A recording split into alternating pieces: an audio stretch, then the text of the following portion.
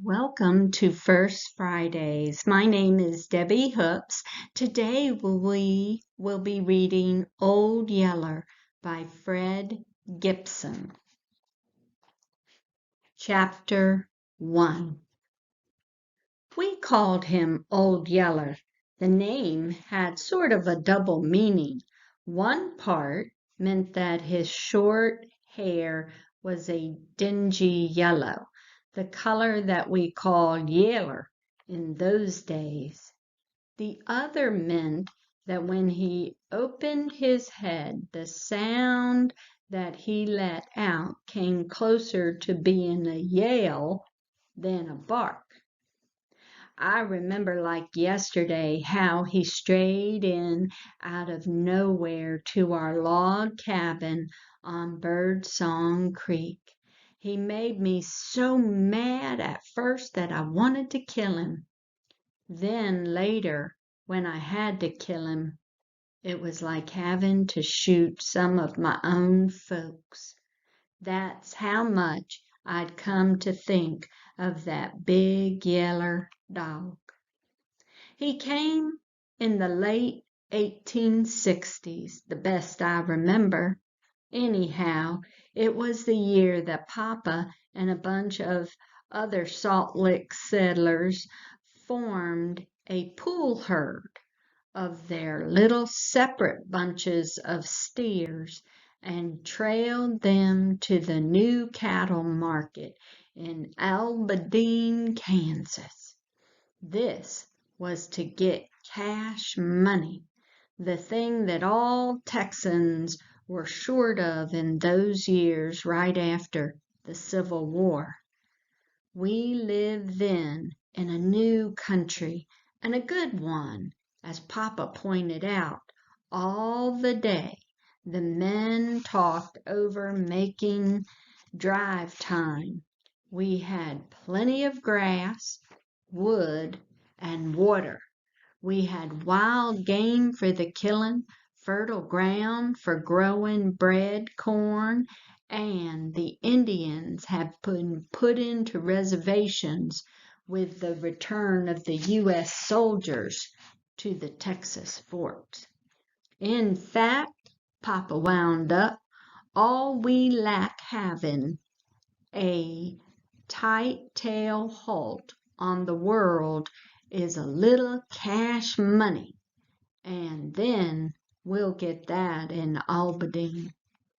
Well, the idea sounded good, but some of the men still hesitated.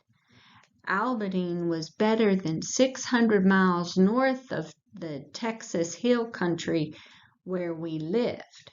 It would take months for the men to make the drive and ride back home. And all that time, the women folks and children of Salt Licks would be left in the wild frontier settlement to make out best they could. Still, they needed money, and they realized that whatever a man does, he's bound to take some risk. So they talked.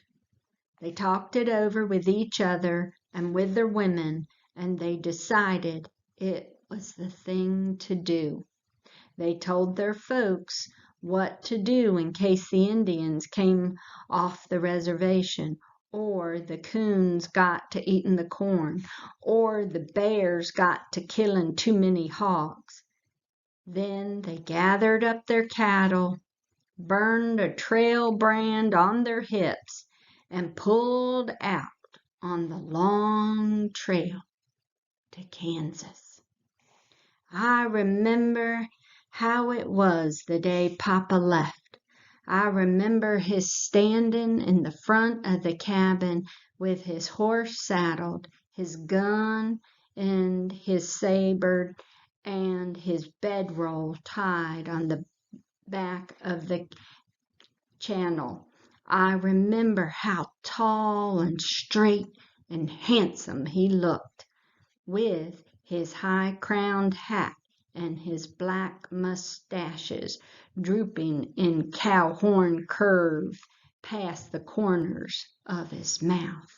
And I remember how Mama was trying to keep from crying because he was leaving, and how little Arliss, who was only 5, didn't know much, wasn't trying to keep from crying at all. In fact, he was howling his head off, not because Papa was leaving, but because he didn't get to go too. I wasn't about to cry. I was 14 years old, pretty near a grown man. I stood back and didn't let on for 1 minute that I wanted to cry. Papa got through loving up Mama and little Arliss and mounted his horse. He looked up at me. He motioned for me to come along, so I walked beside his horse down the trail that led under the big live oaks and past the spring. When we got out of hearing of the house, Papa reached down and put his hand on my shoulder. "Now, Travis," he said, "you're getting to be a big boy, and while I'm gone, you'll be the man of the family. I want you to act like one. You take care of Mama and little Arliss. You look after the work, and don't wait around for your Mama to point out what needs to be done. You think you can do that?" "Yes, sir," I said.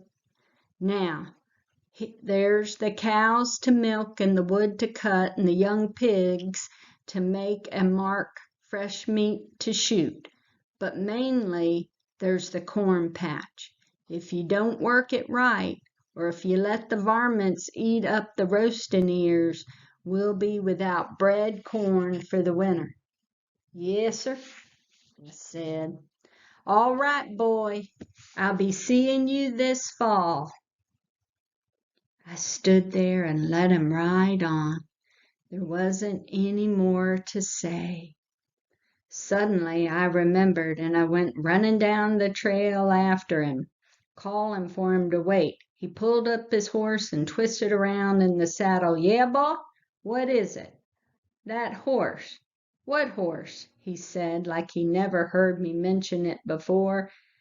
"You mean you wanted a horse?" "Now, Papa," I complained, "you know I've been aching all over for a horse to ride. I've told you time and again." I looked up and catched him grinning at me and felt foolish that I hadn't realized he was teasing. "What you're needing worse than a horse is a good dog." "Yes, sir," I said, "but a horse is what I'm wanting worse." "All right," he said, "you act a man's part while I'm gone, and I see you get a man's horse to ride when I sell the cattle. I think we can shake on that deal."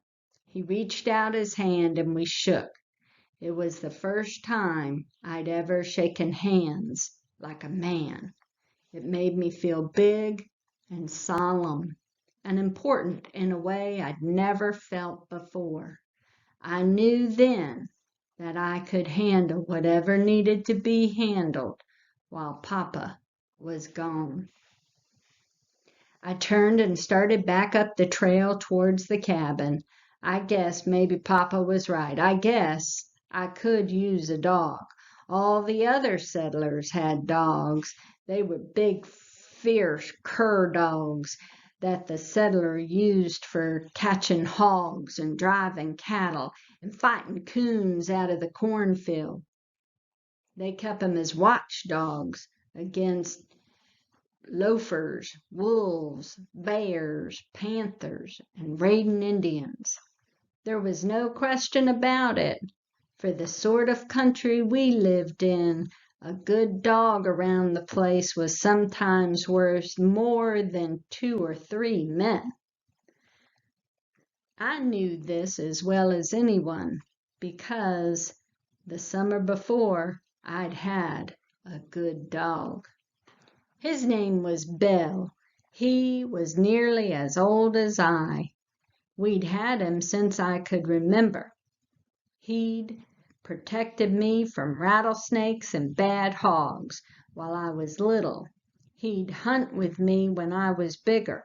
Once he dragged me out of Birdsong Creek when I was about to drown. And another time he'd even given warning in time to keep some raiding Comanches from stealing and eating our mule, Jumper. Then he hadn't had to go and act fool and get himself killed. It was while Papa and I were cutting wild hay in a little patch of the prairie back of the house. A big diamond-back rattler struck at Papa, and Papa chopped his head off with one quick slick of the scythe. The head dropped to the ground 3 or 4 feet away from the wriggling body, and it lay there, the ugly mouth open and shutting, still trying to bite something. As smart as Bell was, you'd have thought he'd had better sense than to go up and nuzzle that rattler's head, but he didn't, and a second later he was falling back, howling and slinging his own head till his ears popped. But it was too late. The snake mouth had snapped shut on his nose, driving the fangs deep into it, and was a full minute before he could sling the bloody head loose. He died that night, and I cried for a week. Papa tried to make me feel better by promising to get another dog right away, but I wouldn't have it. It made me mad just to think about other dogs trying to take Bell's place. And I still felt the same way about it. All I wanted now was a horse. The trail I followed led along the bank of Birdsong Creek, through some bee myrtle bushes. The bushes were blooming white and smelled sweet. The top of one, a mockingbird was singing, and that made me recollect how Birdsong Creek had gotten its name. Mama had named it when she and Papa came to settle. Mama had told me about it. She said she named it the first day she and Papa got there. With Mama driving the ox cart loaded with our house plunder and Papa driving the cows and horses, they meant to build closer to the other settlers over on Salt Branch. But they camped here, there at the spring, and the bee myrtle had been blooming white that day, and seemed like in every bush there was a mockingbird singing his fool head off. It was so pretty and smelled so good, and the singing birds made such fine music that Mama wouldn't go on. We'll build right here, she told Papa, and that's what they'd done. Built themselves a home right here on Birdsong Creek, and fought off the Indians, and cleared a corn patch, and raised me and little Arliss, as lost a little sister who died of the fever. Now it was my home too, and while Papa was gone, it was up to me to look after it. I came to our spring, that gushing clear, cold water out of the split in a rock hedge, and the water poured into a pothole about the size of a wagon bed. In the pothole, up to his ears in water, stood little Arliss right there drinking water. I said, "Arliss, You get out of that water. Arliss turned and stuck his tongue out at me. I'll cut me a sprout, I warned. All he did was stick his tongue out at me again and splash water in my direction. I got out my knife and cut a green mesquite sprout. I trimmed the leaves off and the thorns off, and then I headed for him. Arliss saw then that I meant business. He came lunging out of the pool, knocking water over his clothes lying on the bank. He lit out for the house, running naked and screaming bloody murder. To listen to him, you'd thought the Comanches were lifting his scalp. Mama heard him and came rushing out of the cabin. She saw little Arliss running naked. She saw me following him with a mesquite sprout in one hand and his clothes in the other. She called out to me, "Travis, what on earth have you done to your little brother?" I said, "Nothing yet, but if he doesn't keep out of our drinking water, I'ma wear him to a frazzle." That's what Papa always told little Arliss when he caught him in the pool.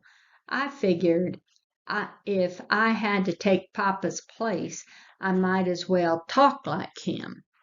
Mama stared at me for a few moments. I thought she was fixin' to argue that I was getting too big for my britches. Lots of times she'd say that, but this time she didn't. She just smiled suddenly and grabbed little Arliss by one ear and held on. He went to hollerin' and a jumpin' up and down and trying to pull away, but she held on till I got there with his clothes. She put them on him and told me, "Look here, young squire, you better listen to your big brother Travis if you want to keep out of trouble." Then she made him go and sit still a while in the dog run.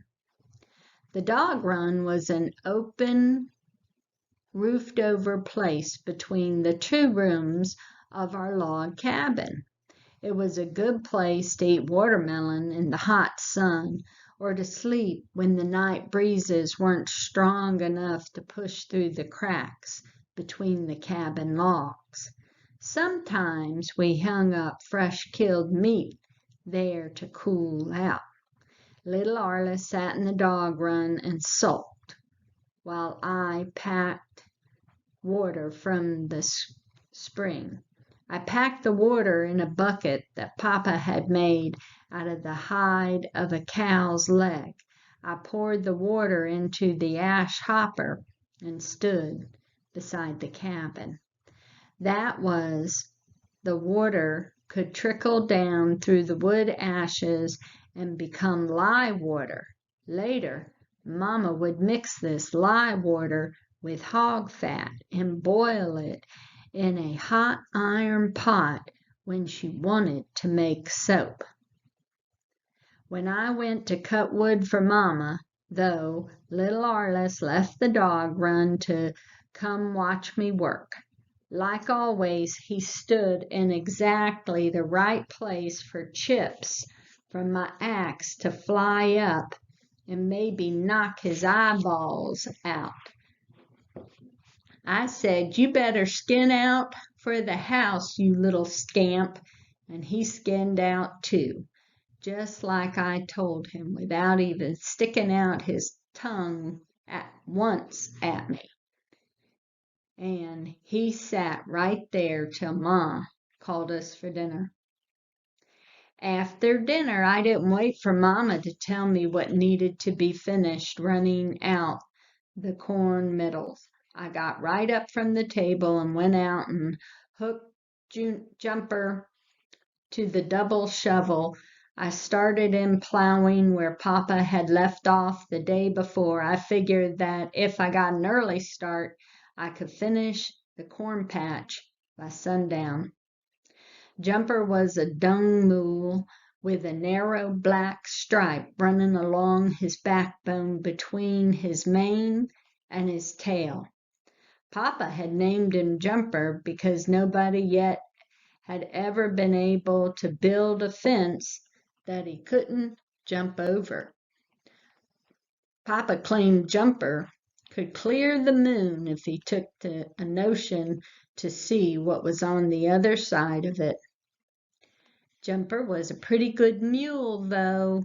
He was gentle to ride.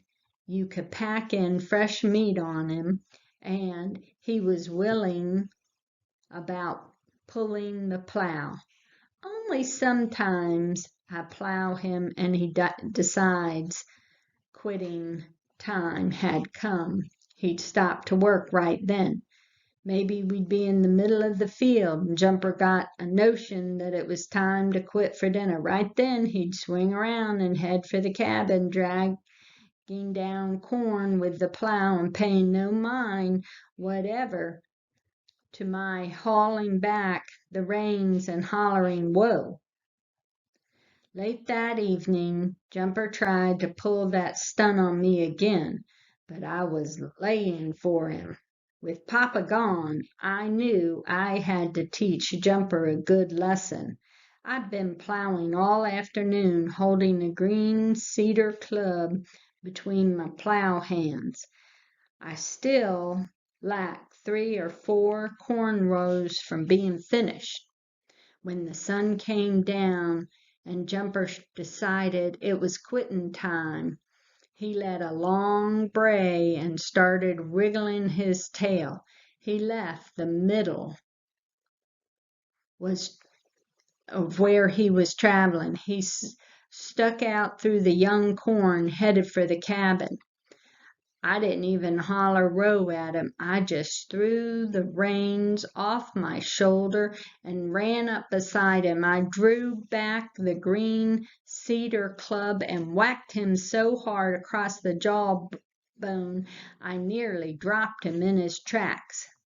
You never saw a worse surprised mule.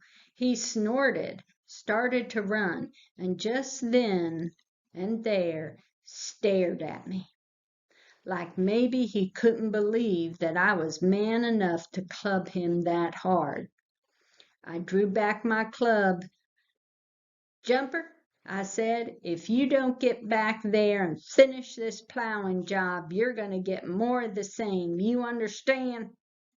I guess he understood all right. Anyhow, from then on till we were through, he stayed right on the job.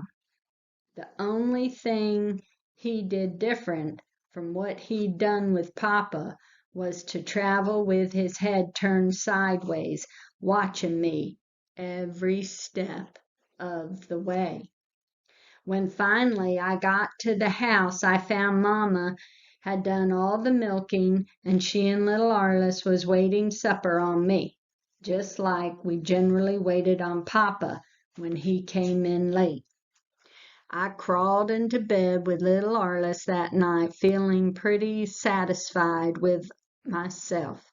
Our bed was a corn shuck mattress laid over a couple of squared up cowhides that had been laced together. The cowhides stood about 2 feet off the dirt floor, stretched tight on a pole frame Papa had built in one corner of the room. I laid there and listened to the corn shucks squeak when I breathed, and to the owls hooting in the timber along Bird Song Creek. I guess I'd made a good start. I'd done my work without having to be told. I taught little Arliss and Jumper that I wasn't to be trifled with, and Mama could already see that I was man enough to wait supper on. I guess that I could handle things while Papa was gone, just about as good as he could. If you enjoyed the first chapter of this book, stop by any branch of the Sunflower County Library System to read the rest of the story.